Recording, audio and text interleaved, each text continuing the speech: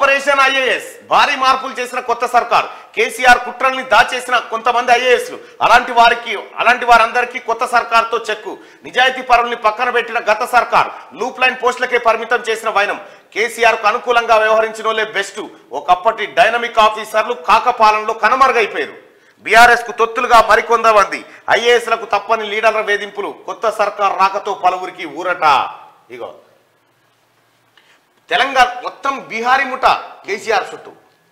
ఈ టాలెంట్ ఉన్న వాళ్ళందరినీ పక్కన పెట్టిరు అసలు వీళ్ళు ఇస్తే వీళ్ళు అవినీతి చేయనియరు కదా వాళ్ళైతే చేయనిస్తారా బీహారీ ముఠ తెలంగాణ రాష్ట్రంలో 10 ఏళ్ల తర్వాత కొత్త ప్రభుత్వం కొలువు తీరడంతో శరవేగంగా సమీకరణలు మారిపోతున్నాయి ప్రధానంగా అధికార యంత్రాంగంలో భారీ మార్పులు చోటు చేసుకుంటున్నాయి పరిపాలన పరంగా కీలకంగా వ్యవహరించే ఐఏఎస్ అధికారుల వ్యవహారం గత 2-3 రోజులుగా చర్చనీయాంశం అవుతోంది 9.5 ఏళ్ల పాటు కేసీఆర్ ప్రభుత్వంలో చక్రం తిప్పిన ఐఏఎస్లు కాంగ్రెస్ ప్రభుత్వం రావడంతో ఉక్కిరిబిక్కిరి అవుతున్నారు మరి ముఖ్యంగా గత ప్రభుత్వ పెద్దలు చెప్పిందే వేదంగా నడుచుకున్న ఐఏఎస్ల ఏడుకొచ్చిన ఐఏఎస్లు కవిత కాళ్ళు మొక్కుడు కేసీఆర్ కాళ్ళ మీద అమ్మాయి ఏడుకో అసలు ఐఏఎస్ అనే పదానికి ఏమైనా ఇజ్జత్ ఉంచిరా ఏం ఇజ్జత్ లేకుండా చేసిండే ఒకప్పుడు కలెక్టర్ని కలవడానికి ఎమ్మెల్యే పోవాలంటే వెయిటింగ్ రూమ్ లో కూర్చోవాల్సిండే ఎమ్మెల్యే ఇప్పుడు అట్లా కాదు కలెక్టర్ వస్తుండే ఎమ్మెల్యే వస్తుండే కలెక్టర్ ఎదురుగా పోయే పరిస్థితి తెచ్చిండు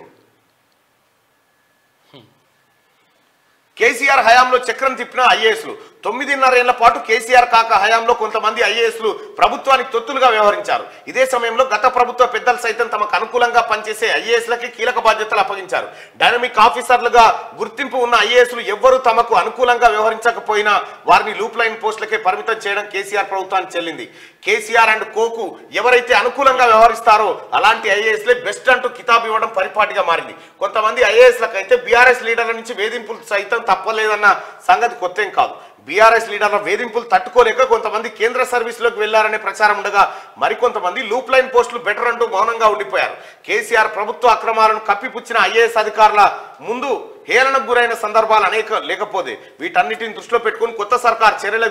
దిగడంతో చాలా మంది ఐఏఎస్ అధికారుల కూరట